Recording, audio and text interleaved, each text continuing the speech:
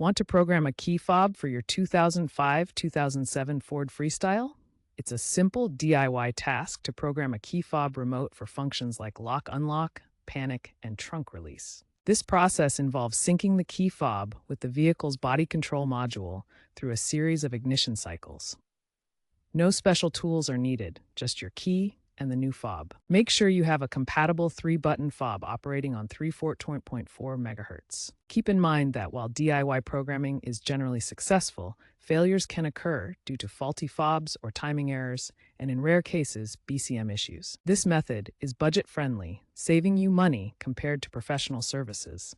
Get in your freestyle and close all doors. Insert the key into the ignition. Quickly turn the key from off to on 7 or 8 times without starting the engine. On the 8th or 9th cycle, leave the key in the on position. Within 10 seconds, press any button on the key fob. The doors should lock and unlock, confirming successful programming. Repeat for additional fobs. Up to 4 can be programmed. Turn the key to off to exit programming mode. If it doesn't work, double-check the fob's battery and ensure you're performing the steps quickly enough. If problems persist, a faulty BCM relay might be the issue, requiring professional diagnostics.